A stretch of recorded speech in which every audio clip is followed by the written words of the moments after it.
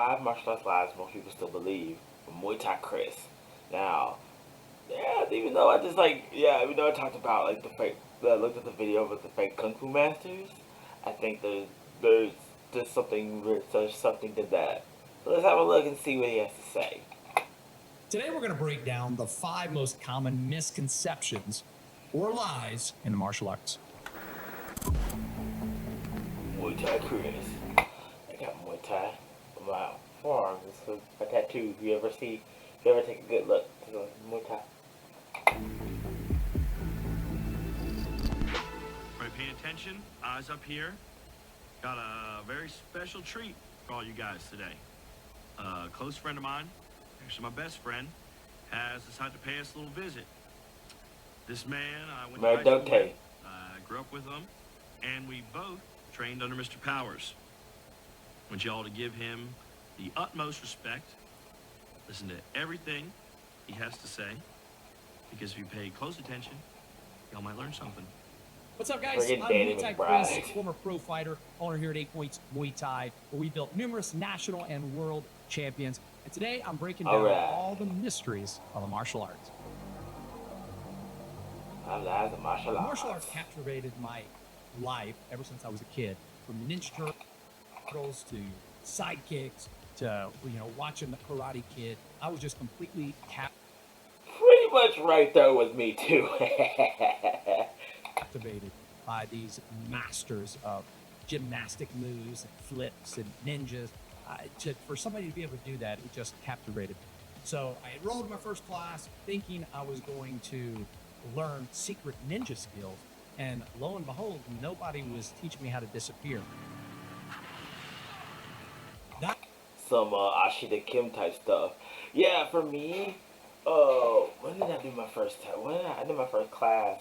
I always trained because I remember a friend of my brother had UFC gloves, and I was like, oh my god, these are cool. These are cool.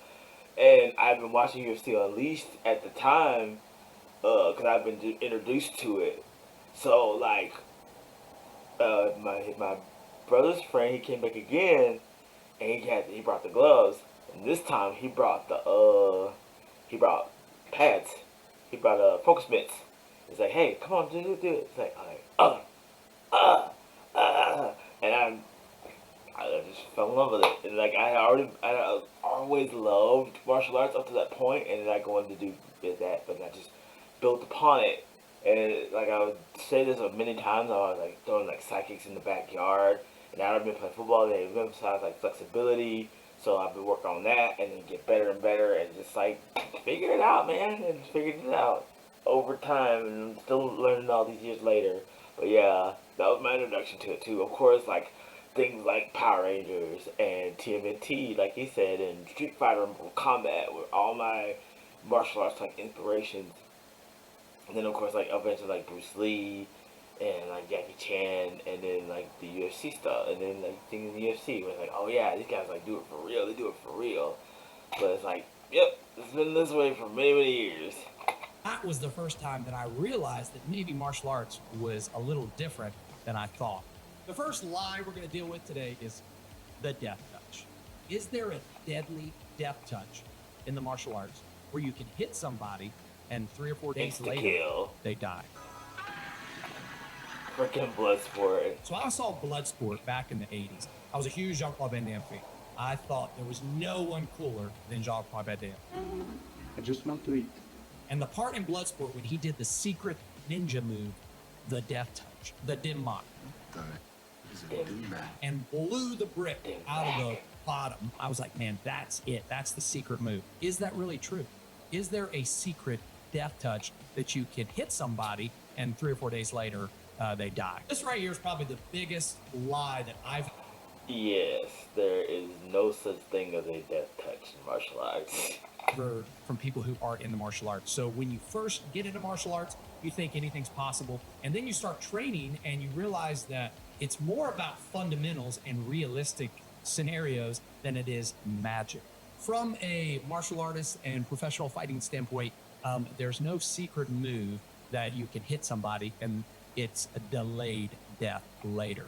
This Yeah, because you're gonna have to put your money where your Denmark is. You claim that, but it's like I feel like people get into that sort of like mysticism of martial arts through like the lot of the media we consume, and like yeah, there's other movies that show the more realistic side of like fighting, but yeah, the more of that sort of like ninja, the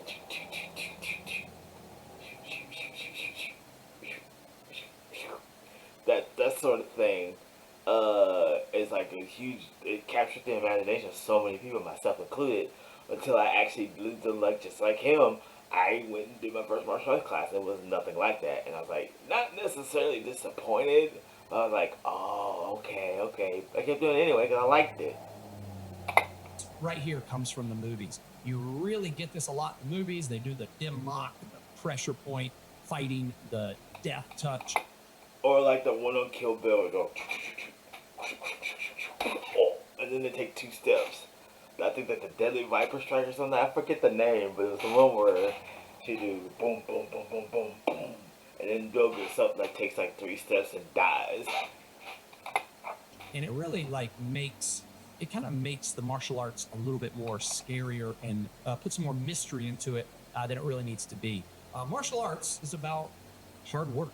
It's about fundamentals. It's about learning how your body works and learning how to calm your emotions and calm your spirit under pressure.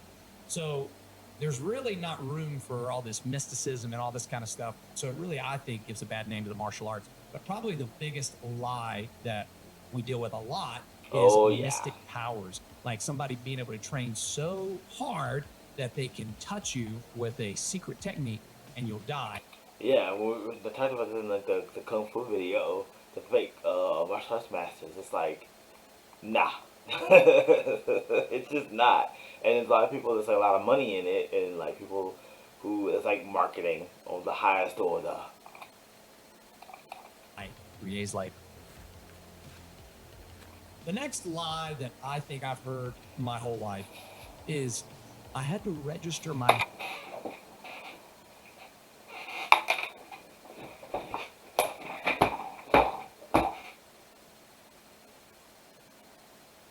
I'm so sorry.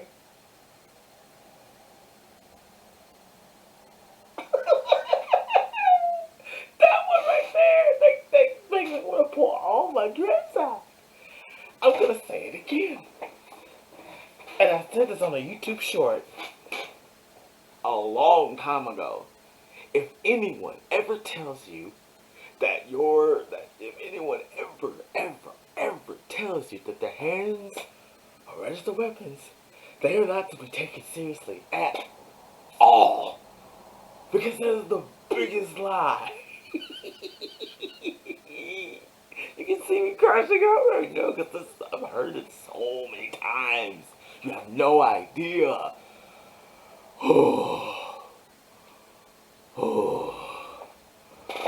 I'm exaggerating, but I've heard this. I've heard that so many times.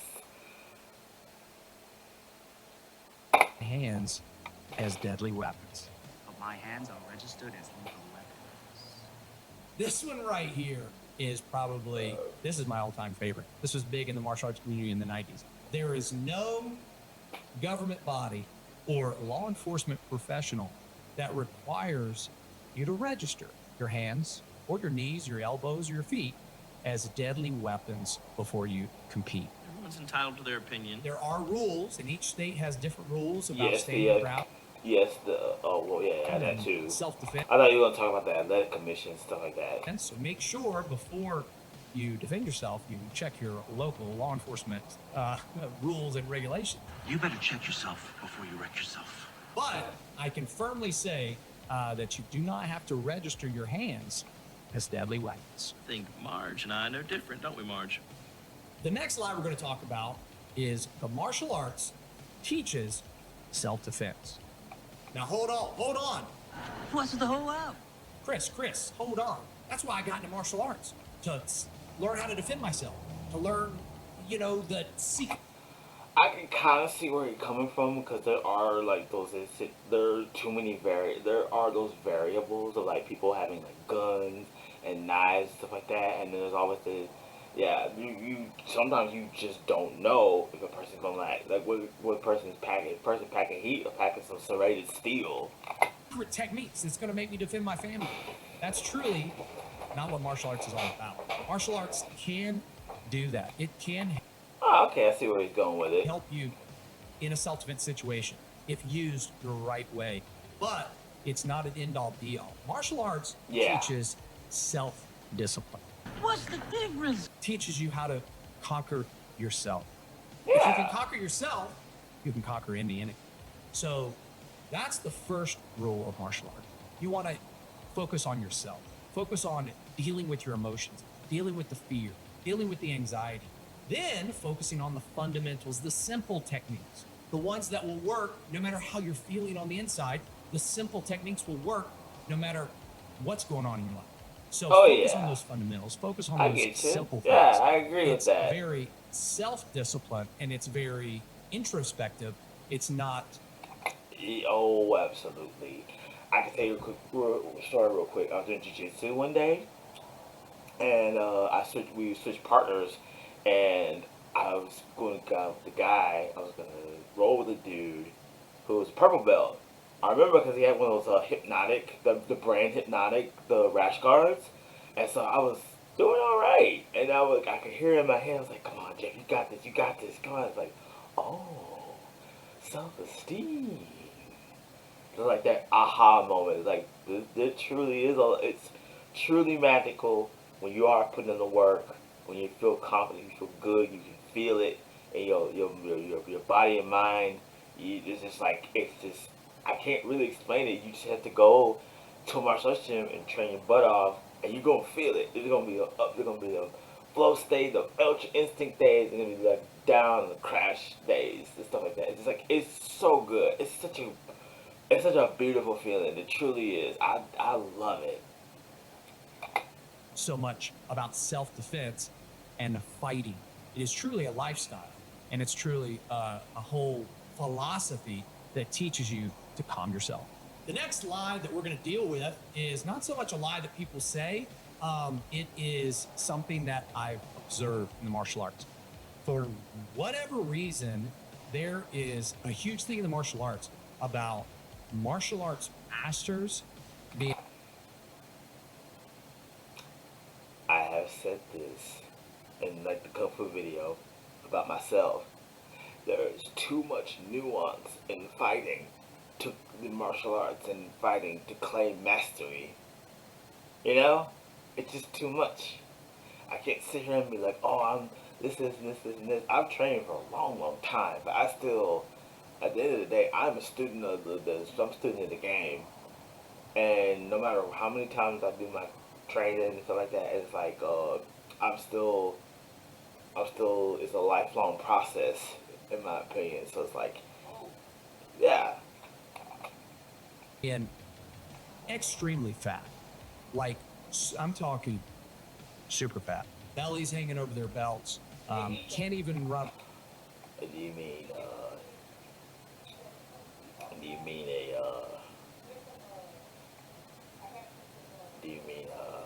one Mr. Steven Seagal? A flight of steps.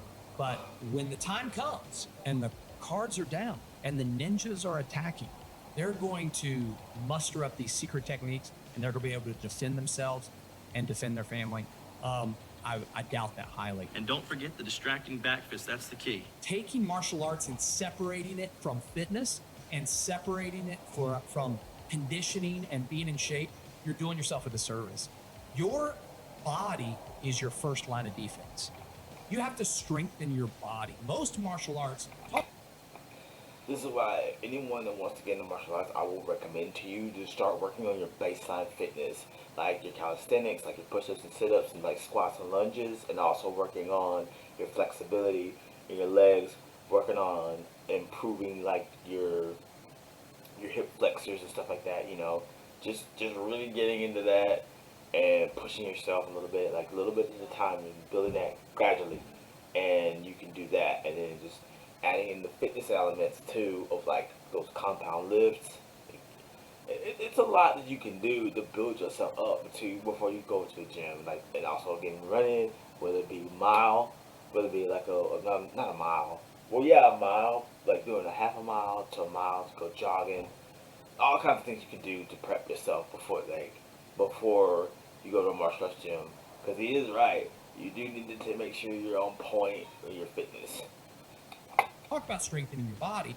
Your body is like armor. So the more conditioning you put it through, the more strength training, the more putting yourself in bad situations, strengthening that resolve, strengthening your fears and emotions, strengthening your body in general, you'll be able to survive an attack when something happens. Self-defense is not about fighting. Self-defense is not about me trying to beat someone up like I'm in a Jackie Chan movie. Self-defense is about survival. It's about getting up, getting out, and getting away. It's not about posting videos on social media. It's not about showing everybody how big and bad you are. If you're not in a movie, you're defending your life. So make sure you strengthen that body, number one, and get yourself where, hey, you might have to run away. So you better do some running because it's going to make your martial arts a little bit more effective. And it's a little bit more believable when you're not extremely overweight. The final lie that we're going to deal with is black belt in.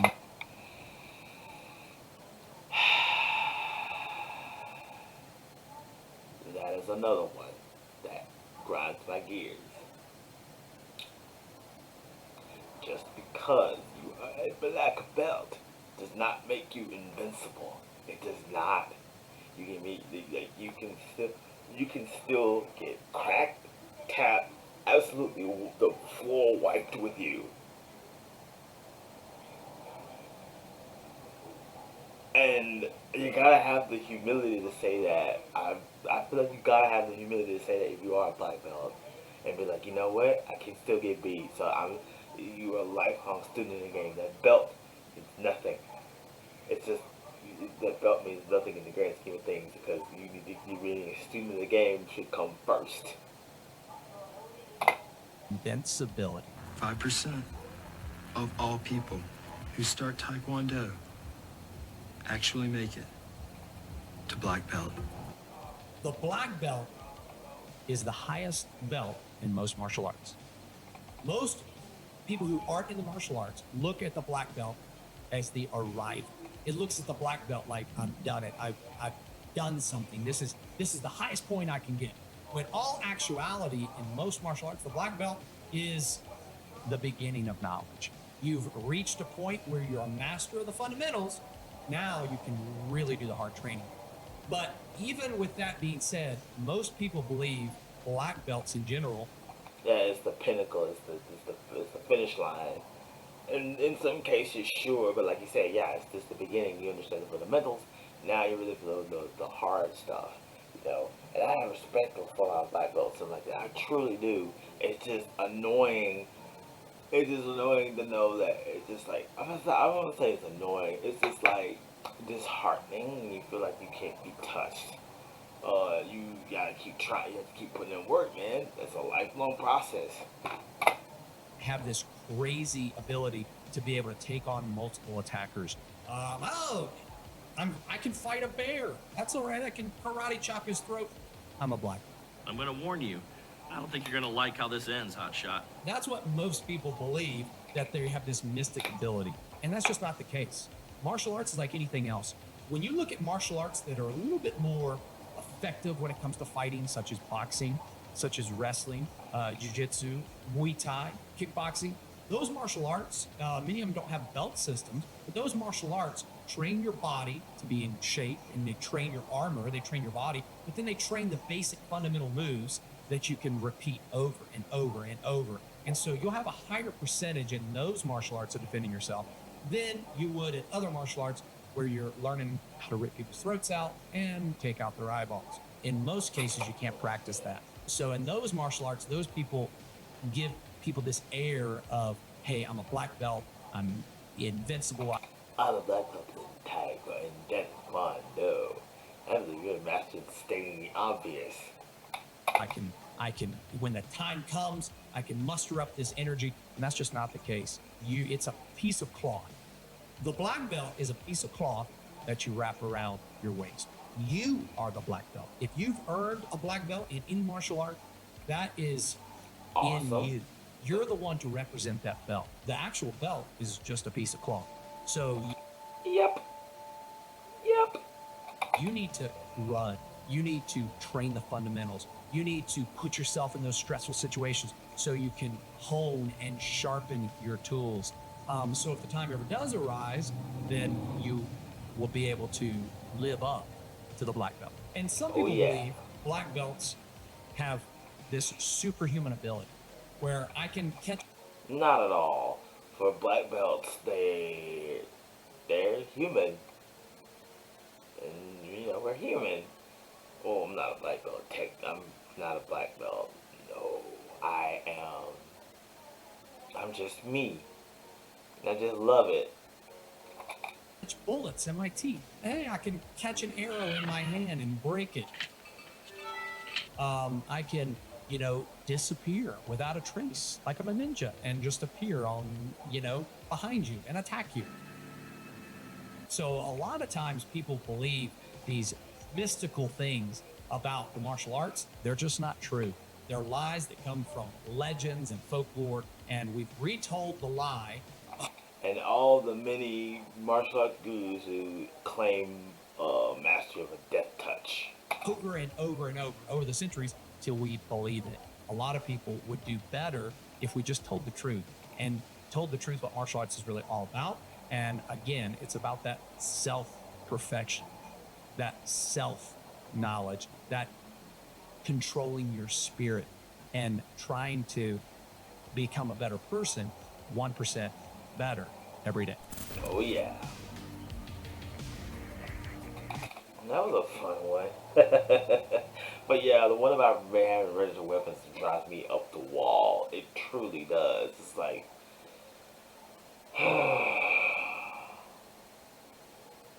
I'm so sorry about my crash out. Oh, stop. Don't forget to hit that like button and subscribe for more videos from Muay Thai Chris. She's still alive? Somebody check her pulse, please. Alright, it was fun. I think I saw up to him too. He seems like a cool dude. Alright.